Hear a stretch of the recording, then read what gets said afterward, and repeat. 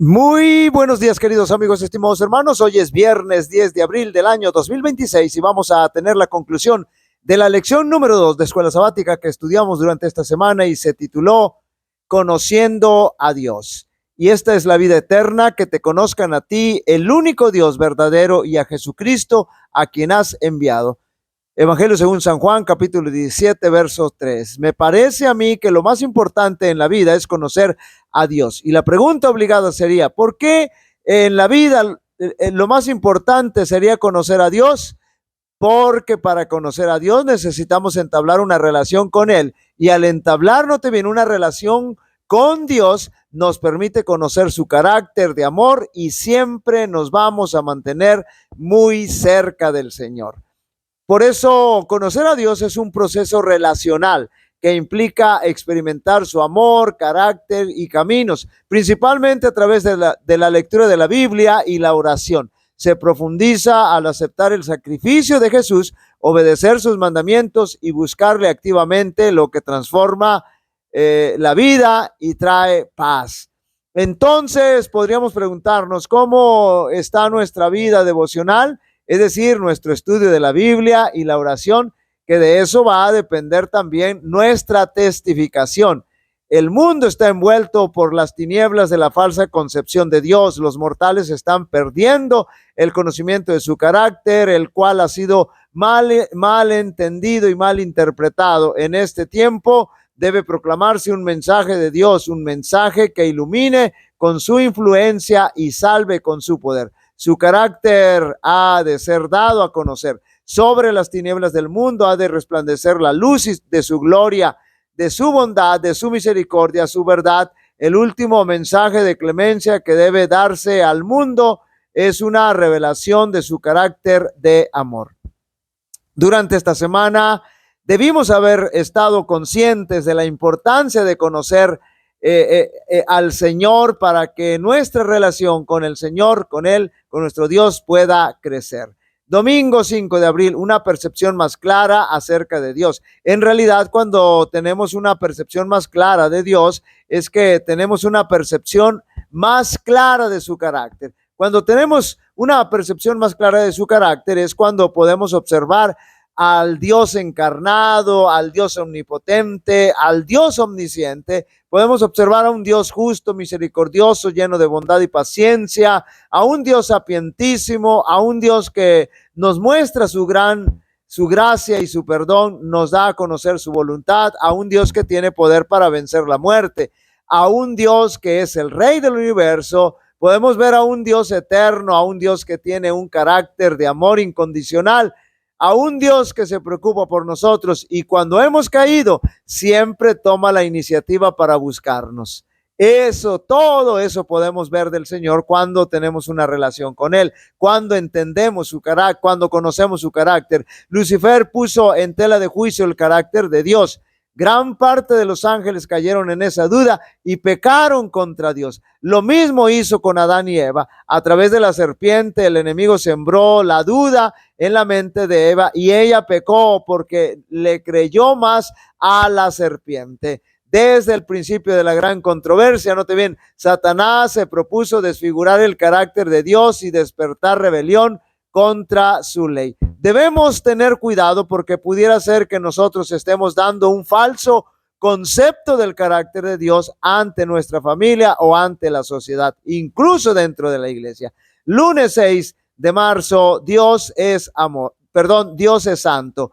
No podemos decir lo contrario de Dios porque Él es santo.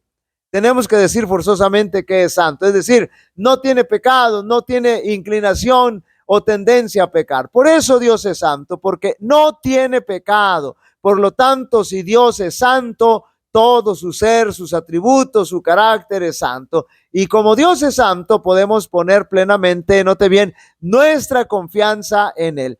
Es impactante cómo algunos personajes fueron tremendamente impresionados cuando estuvieron conscientes y percibieron la santidad de Dios, tales como Moisés, Isaías, Ezequiel, Daniel y el mismo apóstol Juan y otros más, cada uno ante la maravillosa revelación que el Señor les presentó de su santidad. El propósito de nuestro Dios es que lleguemos a ser santos, es que su iglesia alcance la santidad.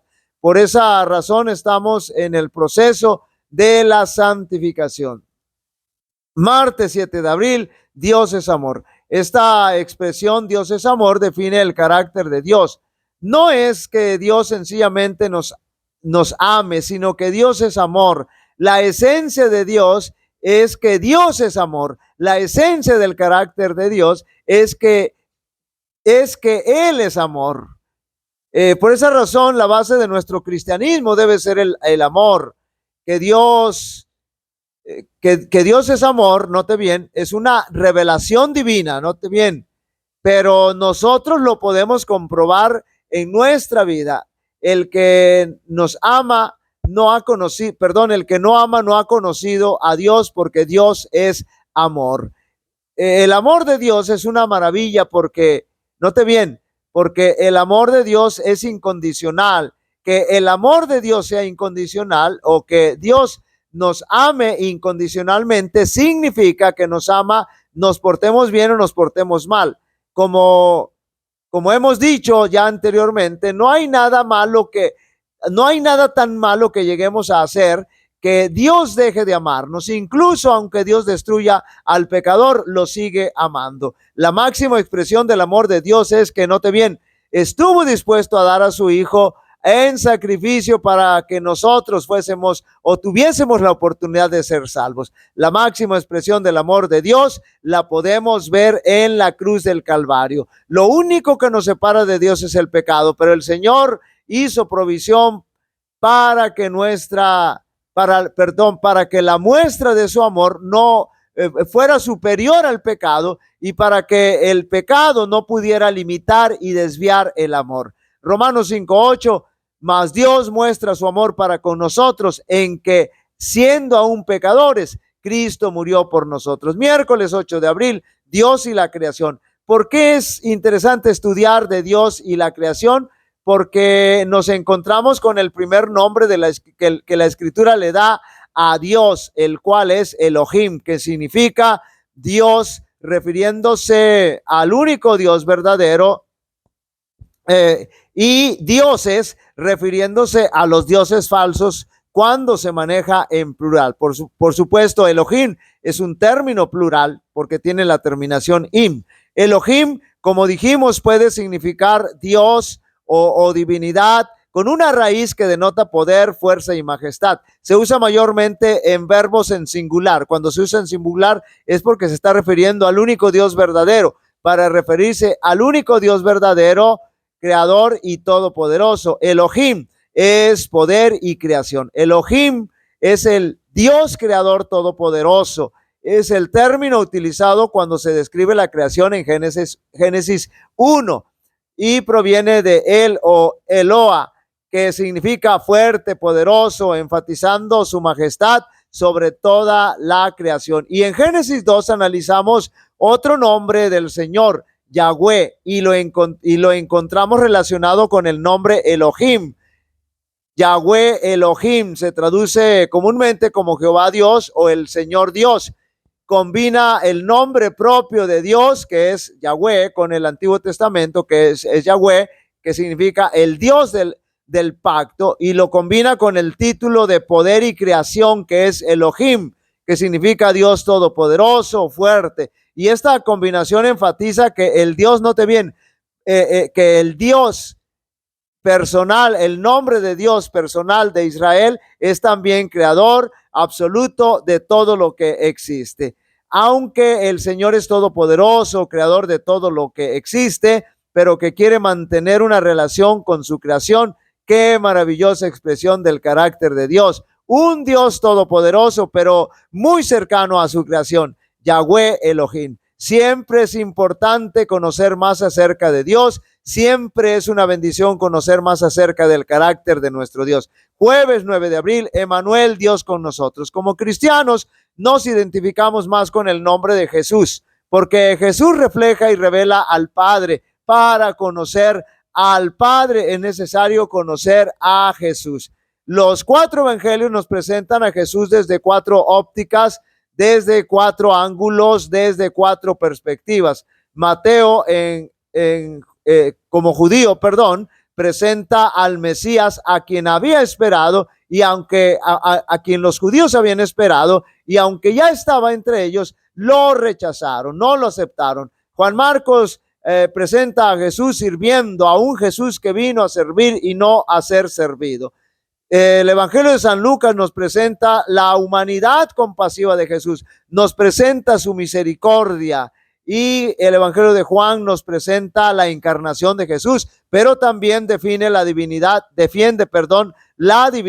Jesús. Dijimos que hace una apología a favor de la divinidad de Jesús, declarando que Jesús y el Padre eran uno, eran iguales como Dios.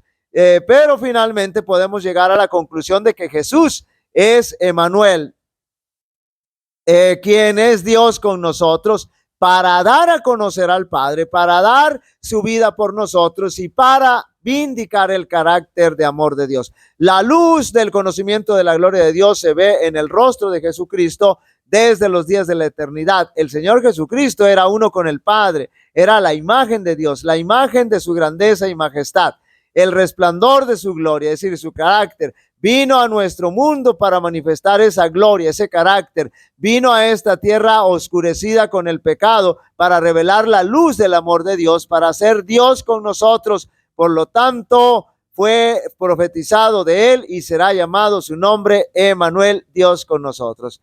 Para estudiar y meditar, Dios llama a su pueblo a representar correctamente su carácter, lo cual requiere conocerlo, como ya habíamos dicho, personalmente. La mejor manera de lograr esto, a pesar de nuestra distorsionada percepción caída que tiende a malinterpretar sus sendas santas y perfectas, es escudriñando su palabra.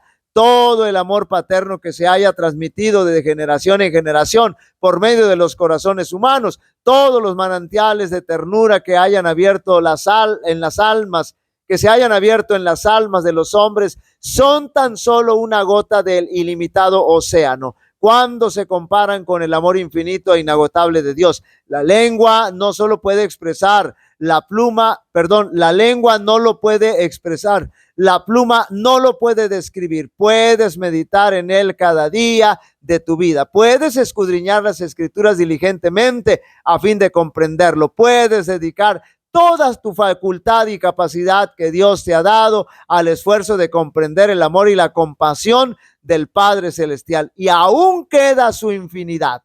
Puedes estudiar este amor durante siglos sin comprender nunca plenamente la longitud y la anchura, la profundidad y la altura del amor de Dios al dar a su Hijo para que muriese por el mundo. La eternidad misma no lo revelará nunca plenamente. Sin embargo, cuando estudiamos la Biblia y meditamos en la vida de Cristo y el plan de redención, estos grandes temas se revelarán más y más a nuestro entendimiento. Queridos amigos y hermanos, es de vital importancia mantener una estrecha relación con el Señor, porque solo de esa forma podemos llegar a conocerlo, solo de esa forma podremos conocer y contemplar su carácter de amor. Jehová te bendiga y te guarde. Jehová haga resplandecer su rostro sobre ti y tenga de ti misericordia. Jehová alce sobre ti su rostro y te dé paz. Y pondrán mi nombre sobre los israelitas y yo los bendeciré. Dios bendiga a cada uno de vosotros.